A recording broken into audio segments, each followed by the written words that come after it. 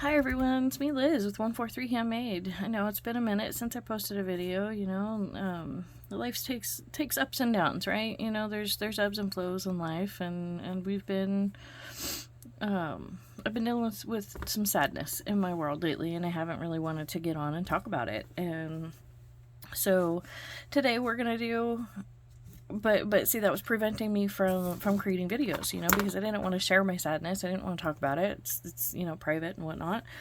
But crafting is such a part of the journey, right?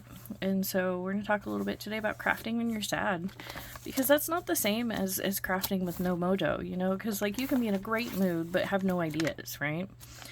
To where, I don't know about you guys, but when I'm sad, like I still have a ton of ideas. Like, I'm pretty sure that I've got ADHD or something, because, like, I feel like I always have 50 million, things going on in my head.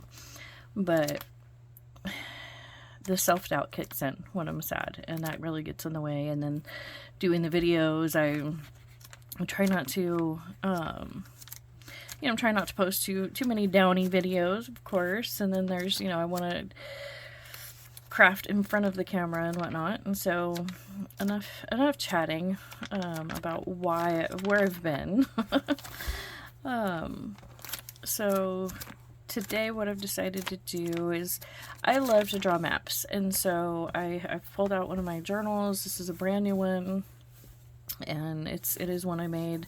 It's one of my scroll cover journals, and my son stitched the papers together for me. So we're just going to talk about some stuff, while I draw a map. And one of my key things is when I'm starting a new sketchbook, the white space thing is, well, first of all, I don't use white paper.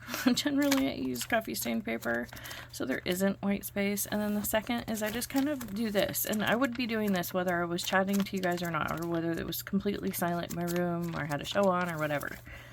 This is literally how I start a brand new sketchbook. I just kind of get it used to, the fold of my hand, and kind of bend the pages a bit. And at some point, one of these pages will pop out and yeah, see, like that one. Sometimes it's on a, signature crease. Sometimes it's not. Now, I like to really manhandle my sketchbooks. Not everybody does. I get that. Do what makes you feel comfortable, right? Okay, so here is just a bunch of different charcoals that I have. Some are mediums, some are graphite. I think this is actually in just a woodless pencil. It's just all graphite. What's left of it, anyways. I've got some colored charcoal in here. I've got some willow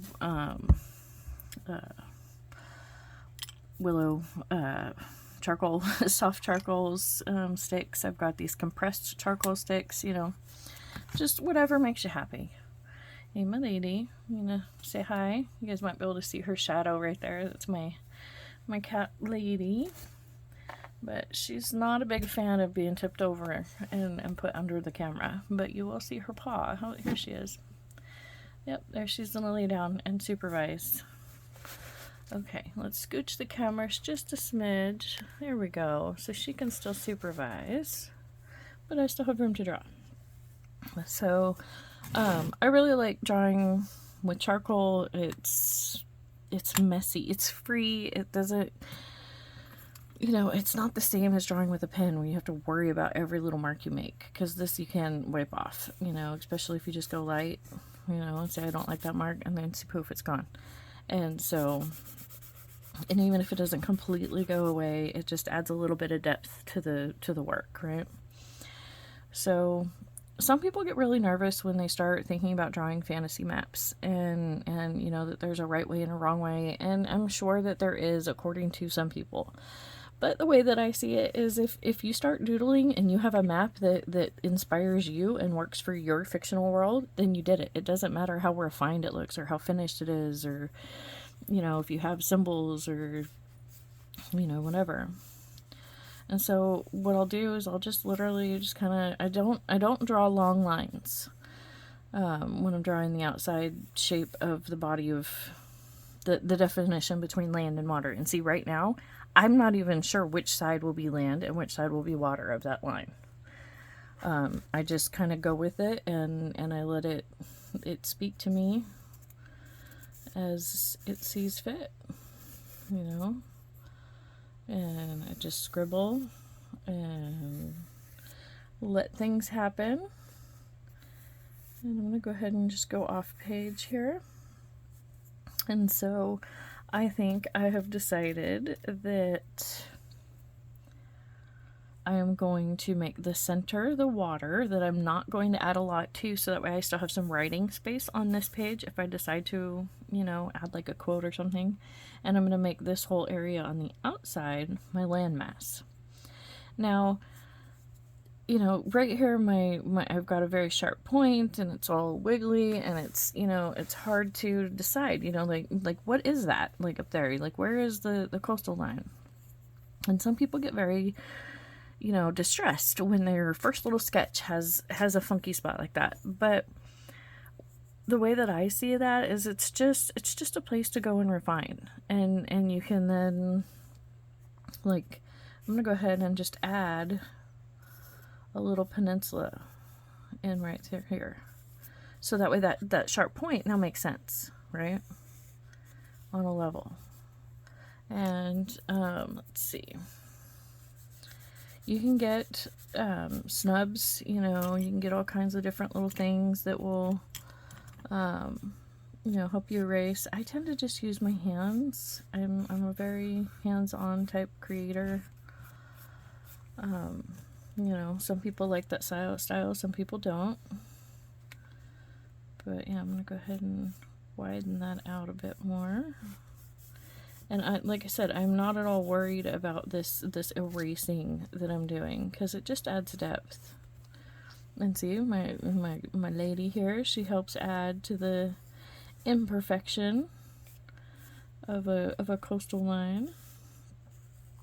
And I love just holding her hand. She loves to hold hands, which is awesome. And so I'll just hold her hand while I sketch this out. And I don't know if you guys can really see her face, but she's very interested.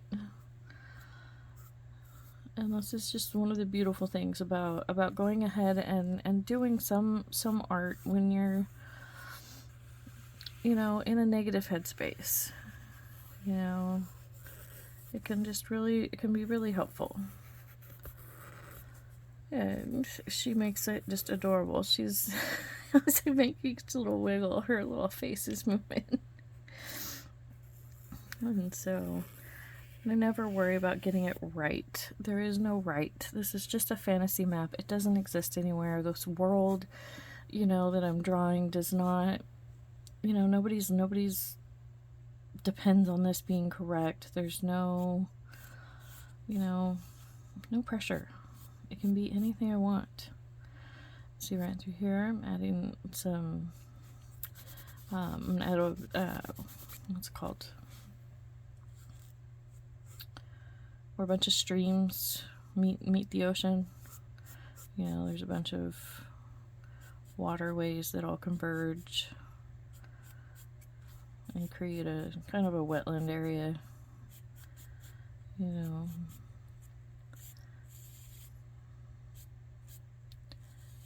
There we go. A couple of bigger streams that just kind of go off the page.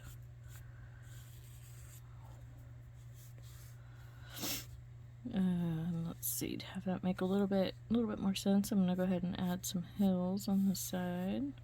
And see, and I like to just add soft undulations to indicate hills, and then I will do sharp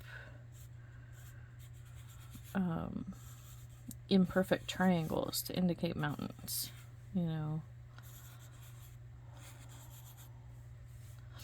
like so.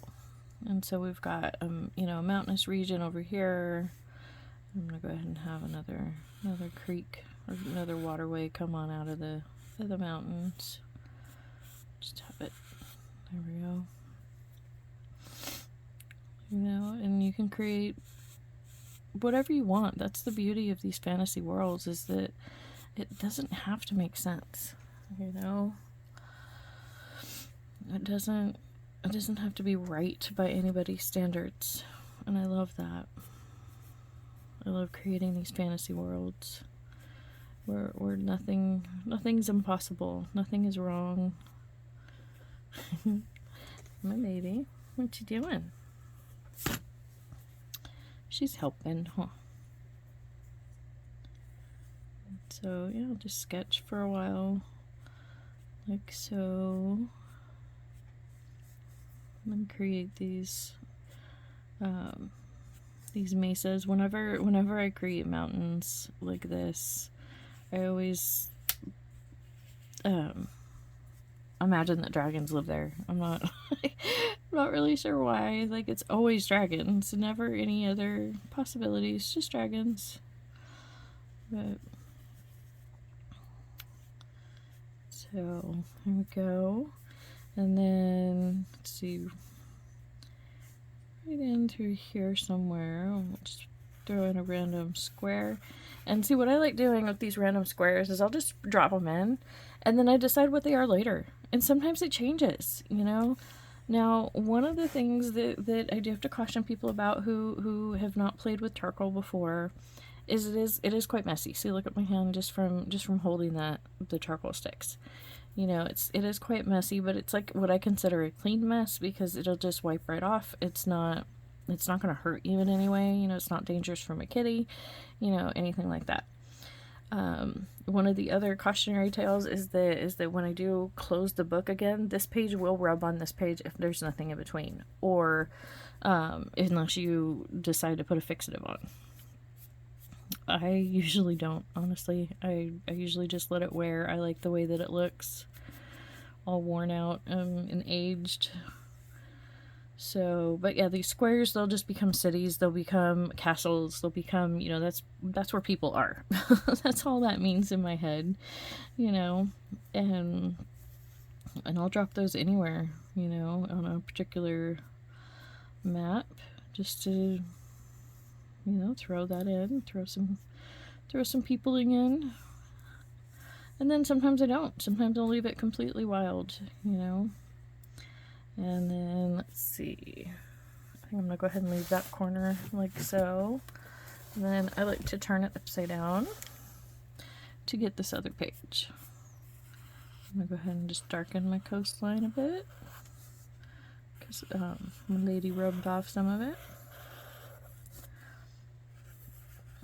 So, you know,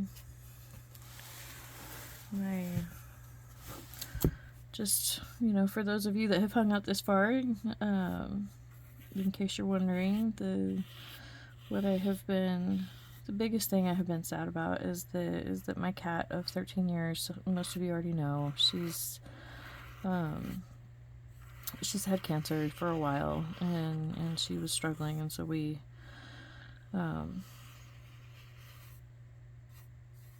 said goodbye a couple of weeks ago, and it's taken me a minute to take a breath and be able to, you know,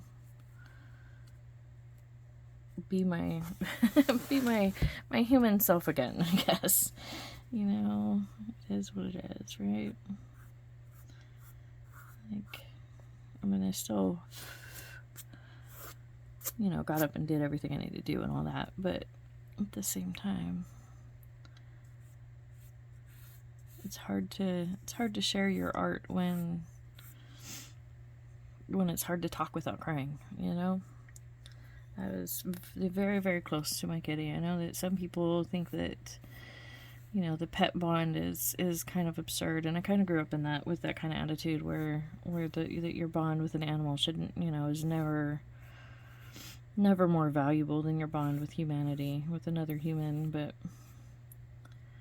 that's not really how I feel about it. I've spent far more time with my pets than I have most humans, so, you know, being a work from home, stay at home mom type, I've never, you know, since having kids, I haven't worked outside the house, so I am with my pets all of the time. Let me see, I'm scooching out of frame a little bit because my lady keeps creeping in. Don't you, my girl? Let me see if I can, yeah, get you in frame just a little bit more. I'm a silly girl. But I think I'm going to go ahead and sign off. I just looked up and yep, this video is 15 minutes long already. So thank you so much for joining me. And I will be back soon with more of from my lady and my crafty journey. Thank you so much. I can't tell you all how much I appreciate every single minute.